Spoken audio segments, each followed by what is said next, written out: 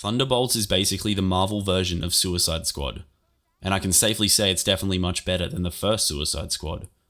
An accolade just about every movie ever released could be given, if I'm being honest. But before this gets started, I will say Thunderbolts surprised me by not being completely forgettable, like just about every piece of media Marvel's released in the 6 years after Endgame. What was once a cohesive, intertwined, and genuinely gripping saga of several different heroes having to put aside their differences and work together to save the world has devolved into aimless projects trying desperately to mimic even 1% of the power the original films had. Thunderbolts, I'm happy to say, was a dramatic improvement on this front. An actual cohesive, mostly character-driven plot that takes a deep dive into depression, loneliness, and lack of purpose. So basically the cheapest therapy session one could ask for. The movie opens with Yelena infiltrating a Malaysian lab to destroy evidence that would link Valentina, her current boss, to the Ox Group's Sentry project, which is basically another attempt to recreate Captain America's serum, now available to random crackheads on the street. I'm sure nothing will go wrong with that, right? Anyway, Valentina is facing impeachment for her alleged involvement in the project, leading her to dispatch Yelena, US Agent, Ghost, and Taskmaster to a covert facility under a false pretense. With each targeting one of the others in the group, a brawl breaks out which results in everyone's favourite character, Task Manager, being Control-Alt-Deleted. What a shame. This brawl wakes up Bob from his nap, who proceeds to blow chunks everywhere after witnessing the smiting of Task Manager. Realising they've been set up, the group manages to escape with some expert timing as per usual, avoiding the incinerators with a second to spare. Every time Bob touches one of the group, they are treated to a private shame room experience of one of their worst moments, due to the Void, an evil, darker version lurking underneath his sunny disposition. Working together, the group then shimmies their way up to the surface before disguising themselves as soldiers sent to kill them. The group boards a truck to get out of Dodge, but are questioned at the gate. Before they can be captured, Bob decides he wants a taste of that hero life and distracts the guards, letting the team escape. Bob gets turned into Swiss cheese by the guards, and would you believe it, it has literally no effect. He begins levitating before attempting to recreate the Big Bang, while the rest of the team uses this as cover to escape. This then leads to the team making their way out of the desert before being captured by Bucky, in one of the only scenes that actually puts some respect on this man's name. Bob has been recovered by Val and taken to Avengers Tower, now refurbished as the Watchtower for part of Val's bigger plan. Also just for an original Avengers reminder. Like, hey guys, remember when all of our movies used to be top tier? Yeah, it's getting harder to remember.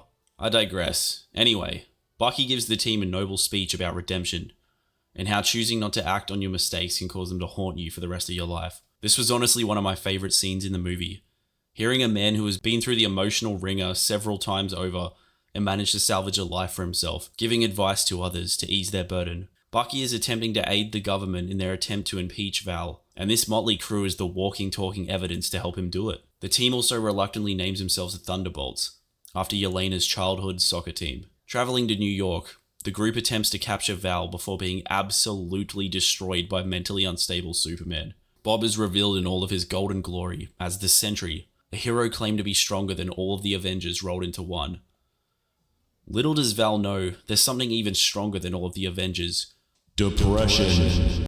The group licks their wounds after being left in such a sorry state, and Val tells Bob what a great job he's doing, only for Val to realise Bob now wants to be his own boss, considering he's got godlike powers and hair.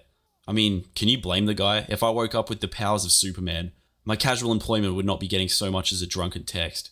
Val attempts to use a kill switch on Bob, only for the man to resurrect like a badass and be taken over by the Void, his darker and more sinister half.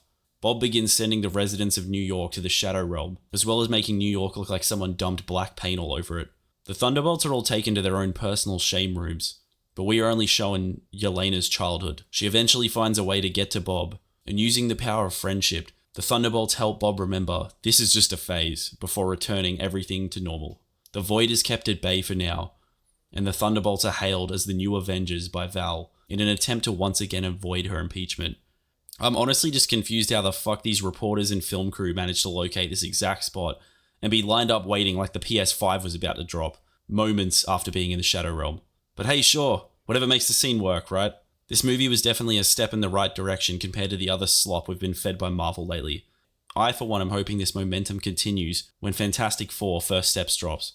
Seeing a group of misfit failures actually working together and attempting to redeem themselves for their past sins is always great to witness, The group saving civilians from falling rubble was such a small moment, yet it is majorly enjoyable for any superhero fan. I mean, except for when the little girl gets sent to the Shadow Realm instantly after. But hey, they tried, right? That's what matters. Get us back to interesting characters, intertwining and engaging storytelling, and well-written dialogue instead of this modern sludge we've been forced to wade through for years after Endgame dropped. The acting in this film is great, and I do have to commend Lewis Pullman, David Harbour, Florence Pugh, and Wyatt Russell for all delivering nuanced, engaging, and diverse performances that truly brought their characters to life. Is this on level with the original Avengers movies? Absolutely not. Is it a step in the right direction, however? Most definitely. Having plots and dialogues that aren't afraid to take themselves seriously is what Marvel needs to return to, instead of burying important scenes under TikTok humor and ruining the payoff, tone, and levity for cheap laughs. Having a darker tone, reducing the amount of jokes, and giving these characters some form of redemption from their past misdeeds made Thunderbolts a much better film for me, and let's hope Marvel can keep it going in the future. That's all from me.